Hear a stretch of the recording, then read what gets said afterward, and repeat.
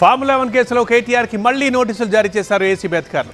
ఈ నోటీసులపై స్పందించిన కేటీఆర్ విచారణకు సహకరిస్తానన్నారు. మరోవైపు ఫార్ములా ఈ కార్ రేసింగ్ కేసులో లై డిటెక్టర్ పరీక్షలకు తాను రెడీ అన్నారు. రేవంత్ పై ఉన్న కేసులో లై డిటెక్టర్ టెస్ట్కి ఆయన రెడీయేనా అని సవాల్ విసిరారు KTR. Formula E car racing case file దుమ్ము దులిపింది ACB. BRS working president KTR కు మళ్లీ నోటీసులు జారీ చేసింది. ఈ నెల 16న ఉదయం 10 గంటలకు విచారణకు హాజరు కావాలని నోటీసుల్లో ఆదేశించింది. గత నెలలో కేటీఆర్ కు ఏసీబీ నోటీసులు పంపించగా తను విదేశాలకు వెళ్తున్నందువల్ల హాజరు కాలేనని ఏసీబీకి కేటీఆర్ చెప్పినట్టు సమాచారం.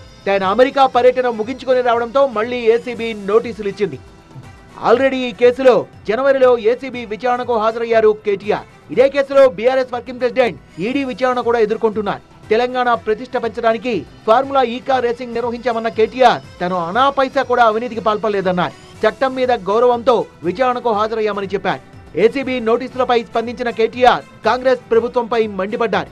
పాలించడం చేతకాక డైవర్షన్ పాలిటిక్స్ చేస్తున్నారని ఫైర్ అయ్యారు.